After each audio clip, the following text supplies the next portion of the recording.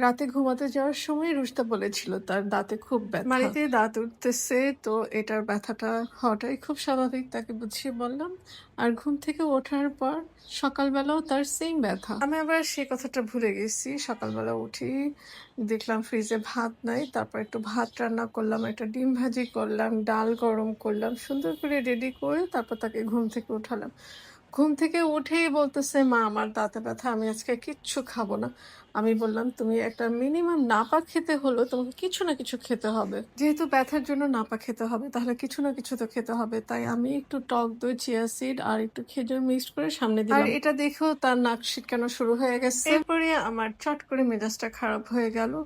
আমি সকাল থেকে এতগুলো কাজ করতেছি, সবকিছু গুছায়ে তার সামনে এনে তারপরে তার মুখের সামনে ধরতেছি। তারপর আবার সে বলতেছে, "এটা খাবো না, সেটা খাবো না।" আসলে ছোটবেলা থেকে মনে পড়ে গেছে যে ও যতটা মাইর খাইছে তার মেক্সিমাম কারণই হচ্ছে এই না খাওয়ার জন্য। সকালবেলায় মেয়ের সাথে এই কেলিকাচার লেগে একদম পুরা মন মেজাজ খুবই খারাপ হয়ে গেছে। যখন দেখলো যে মায়ের মেজাজটা খুবই খারাপ, তখন সে খুব সাবধানে যেয়ে যতটুকু দিছি ততটুকু খেয়ে একটা নাপা খেয়ে তারপর স্কুলে গেছে। আসল কথা হলো যে আমি কখনোই চাই না আমার বাচ্চার অ্যাসিডিটিটা হোক, তাই যে করে হোক তাকে কিছু না কিছু সকালবেলা খাওয়াই দিই।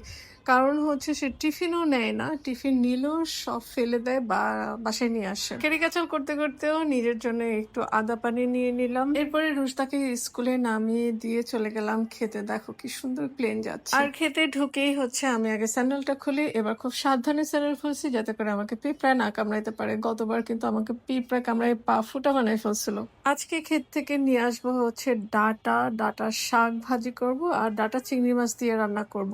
এই ডাঁটাটা একবার ভাইয়া খাওয়াইয়া, মানে ভাইয়া যখন একবার জোর করে দিয়ে দিছে, এরপরে খেয়ে আমি এত বেশি মজা পাইছি।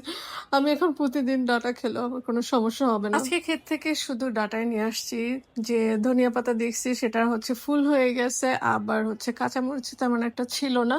তো এইটুকু নিয়েই হচ্ছে আমি বাড়ি যাচ্ছি। ভাইয়ের ক্ষেতের এই দৃশ্যটা কত মনোরম দেখতে, তাই না বলো? এখানে একটা সুন্দর একটা গান অ্যাড করে দিতে পারলে খুব ভালো লাগতো। আমি আসলে এখনো ওই পর্যায়ে এডিটিংটা পারি না যে ভিডিওর মাঝখানে ছোট ছোট গানের ক্লিপস দেয়া। এসেই হচ্ছে রান্না বান্নার কাজ শুরু হয়ে গেল। গৃহকর্মী আপা হচ্ছে আদা রসুন, তারপরে হচ্ছে গরম মশলা, জিরা, ধনিয়া, এগুলো সব আমি রেডি করে রাখছিলাম। তিনি সেগুলো ব্লেন্ড করে তারপর হচ্ছে পাটায় বেটে সব রেডি করে রেখে দিছে। ওটার মধ্যে শুধু আমি একটু হলুদ গুঁড়ো দিয়ে মিক্স করে রেখে দিব। এরপরে হচ্ছে গরুর জিহ্বা ছিল, সেটা সে পরিষ্কার করে রেখে গেছে। আমি এই মশলাটা দিয়ে সুন্দর করে এটা মাখিয়ে রাখবো, মেরিনেট করে রাখবো। আগামীকাল যে এটা রান্না করব ইনশাআল্লাহ। এরপরে যে ডাটাটা নিয়ে আসছি সেই ডাটাটার একদম মাথার অংশটাকে ভেঙে তারপরে এটা ভিজায় রাখছি।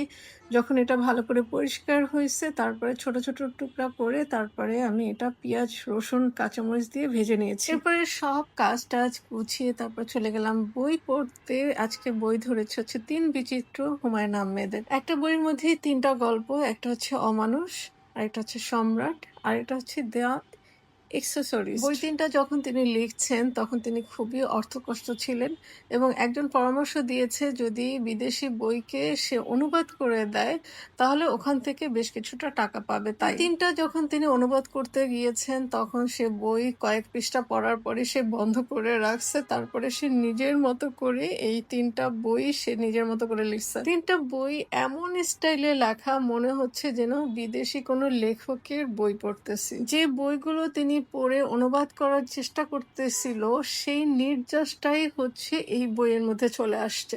মানে আমি তো এর আগেও অনেকগুলো গল্পের বই পড়ছি যেগুলো হচ্ছে বিদেশি লেখা এবং বাংলাদেশি অনুবাদ।